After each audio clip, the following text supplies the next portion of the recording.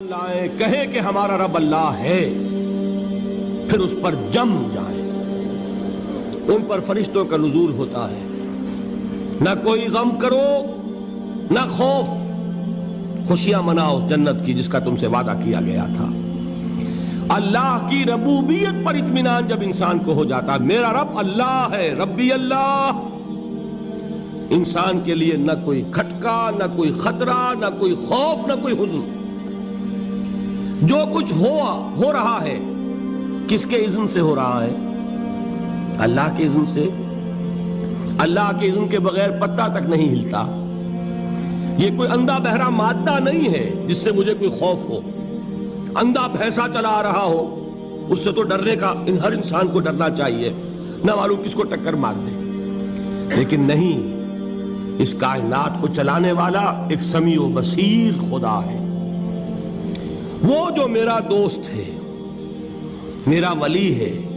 اللہ ولی الذین آمنوا یخرجہم من الظلمات الی النور۔ اللہ اہل ایمان کا ولی ہے، ساتھی ہے، پشت پناہ ہے، مددگار ہے، حمایتی ہے۔ بتائیے جسے یقین ہو جائے کہ اللہ میرا مددگار، اللہ میرا محافظ، اللہ میرا پشت پناہ، اللہ میرا حمایتی، اس کے لیے کوئی خوف ہوگا؟ اس سے کوئی ڈر ہوگا؟ میں مثال دیا کرتا ہوں ایک بہت سادہ، پنجاب کے دیہات کی۔ وہ بڑا چودھری ہے اور کوئی غریب کسان ہے۔ اس غریب کسان کے جانوروں کو ہر وقت اندیشہ ہوگا چوری کا، کوئی میری بھینس کھول کر نہ لے جائے، کوئی میرا بیل کھول کر نہ لے جائے۔ لیکن جس کے بارے میں یہ سب کو معلوم ہو کہ وہ جو بڑا چودھری ہے وہ اس کا دوست ہے، اس کی بچیا کو کوئی خوف ہوگا؟ اس کی بھینس پر کوئی ہاتھ ڈالے گا؟ اسے کوئی اندیشہ ہوگا؟ نہیں۔ کیوں؟ کہ وہ بڑا چودھری، بڑا اس کا یہاں کا سردار، جاگیردار، سب کو معلوم ہے وہ میرا دوست ہے، کوئی میرے خلاف اقدام نہیں کر سکتا۔ اس دنیا میں یہ چھوٹی سی بات اگر آپ کے دلی اطمینان اور سکون کا باعث بن سکتی ہے تو ذرا تصور کیجئے۔ میں لفظ تصور استعمال کروں گا صرف اس لیے کہ اس کا ہم جس کو کہتے ہیں ادراک اور شعور کر نہیں سکتے، اگر کے ساتھ کر سکتے۔ اگر یقین ہو کہ اللہ میرا مددگار اور یقین ہو کہ اللہ ہر آن میرے ساتھ ہے، پھر کوئی خوف؟ کس کا خوف؟ کوئی شے اللہ سے بالا تر ہے؟ کوئی قوت اس سے زیادہ طاقتور ہے؟ کوئی اس کے ارادے کو بدلنے والا ہے؟ کوئی اس کی مشیت کے آڑے آنے والا ہے؟ یہی بات ہے جو حضور نے فرمائی۔ یہ ایمان کا حاصل ہے لب لباب، کہ دیکھو اچھی طرح اس بات کو ذہن نشین کر لو، اگر تمام انسان مل کر تمہیں کوئی نقصان پہنچانا چاہے نہیں پہنچا سکتے مگر جو کچھ اللہ نے لکھ دیا ہو، اور تمام انسان مل کر تمہیں کوئی نفع پہنچانا چاہے نہیں پہنچا سکتے مگر وہ شے جو اللہ نے طے کر دی۔ آپ پھر میں کہوں گا ذرا طاری کیجئے، اسے فرض کیجئے، اسے سوچئے۔ اگر اس حدیث پر ہمارا دل ٹھکا ہوا ہو تو کسی سے ڈر ہوگا؟ یہ مجھے نقصان نہ پہنچا دے، یہ میری رپورٹ خراب نہ کر دے، یہ میری انکریمنٹ نہ رکوا دے، یہ میرا یہ نہ بگاڑ دے، یہ میرے یہ نقصان نہ پہنچا دے۔ اس کا ڈر، اس کا ڈر، اس کا خوف، اس کی خوشامد، اس کے لیے جا کر طرح طرح سے اپنی عزت نفس کو ذلیل کروانا اس کے سامنے، یہ سب کچھ کیوں کرتا ہے انسان؟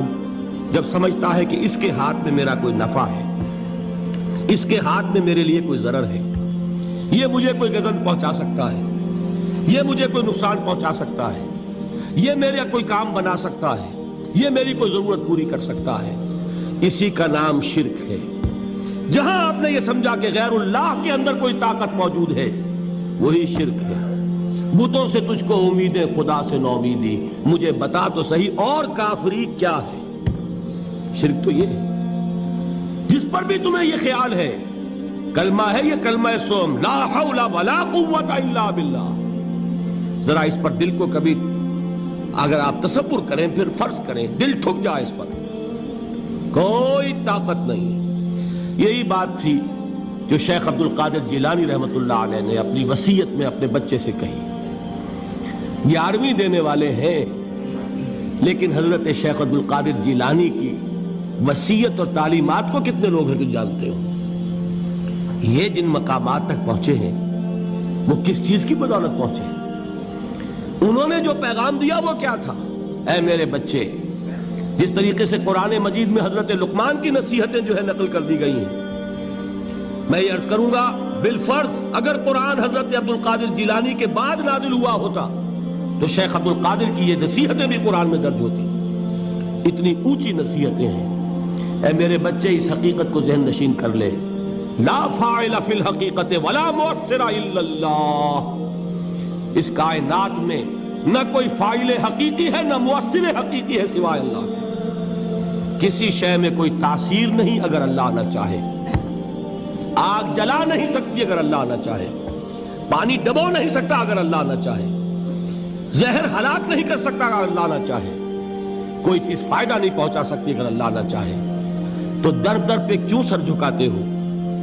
در در پر کیوں جبیں سائی کرتے ہو؟ سب کے سامنے کیوں ہاتھ پھیلاتے ہو؟ ایک اللہ سے مانگو.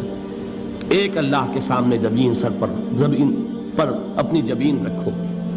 لا فاعل فی الحقیقت ولا مؤثر الا اللہ. نظر آتا ہے ہمیں کہ پانی پیاس بجھا دیتا ہے. پیاس بجھانے کی صلاحیت پانی میں نہیں ہے، اللہ کے اذن سے. کھانا بھوک مٹا دیتا ہے. بھوک مٹانے کی صلاحیت کھانے میں نہیں ہے، اذن رب میں. دیکھیے یہی یقین تھا. حضرت موسیٰ علیہ السلام کا واقعہ یاد کیجئے.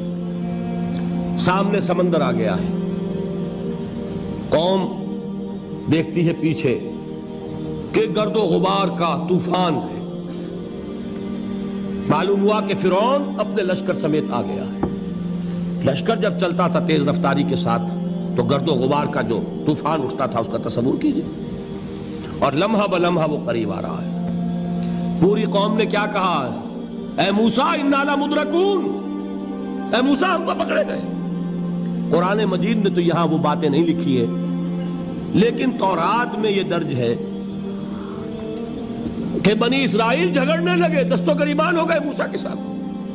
موسیٰ ہمیں یہاں مروایا لا کر، اس سے تو ہم ہی بہتر تھے. وہاں کھانے کو ملتا تھا، زندگی تو تھی. بیگار ہم کر رہے تھے، موت تو نہیں تھی. اب جو کچھ ہوگا اس کا تصور کرو، جس طریقے سے ہمارے ٹکڑے اڑائے جائیں گے. تو لڑ رہے ہیں حضرت موسیٰ علیہ السلام سے. یہ تورات کی تفصیل ہے. قرآن میں صرف اتنا آیا ہے، پریشان ہو کر انہوں نے کہا انا لمدرکون. موسیٰ ہم تو پکڑے گئے. اس وقت موسیٰ کا جواب کیا ہے؟ کلا ان معی ربی سیہدین. نہیں، میرے ساتھ میرا رب ہے، وہ راستہ دے گا. بتائیے کہاں راستہ نظر آ رہا ہے؟ یہ ہے ایمان بالغیب. راستہ نظر نہ آئے تب اللہ پر یقین ایمان ہے. جیب میں پیسے ہوں اور تب دل کو اطمینان ہے تو ایمان کس پر ہوا؟ پیسے پر، اللہ پر نہیں. جب وسائل و ذرائع نہ ہوں اور پھر یقین ہو کہ اللہ مسبب الاسباب ہے، وہ اسباب کا پابند نہیں ہے، وہ اسباب کا محتاج نہیں ہے، اسباب اس کے محتاج ہے. اگر یہ یقین ہے تو اللہ پر ایمان ہے. یہ نہیں ہے تو تمہارا ایمان اسباب پر ہے، وسائل پر ہے، ذرائع پر ہے، مادیات پر ہے، اللہ پر نہیں. اس وقت کہاں راستہ تھا؟ کوئی راستہ تھا؟ سمندر ہے اور ادھر سے لشکر آ گیا ہے. کلا ان معی ربی سیہدین. اب دیکھیے ایمان کہہ دینا آسان ہے، ہوا معکم اینما کنتم. جہاں کہیں بھی تم ہوتے ہو اللہ تمہارے ساتھ ہوتا ہے. لیکن اس کا یقین قائم ہو جائے تو زمین و آسمان کا فرق واقع ہو جائے.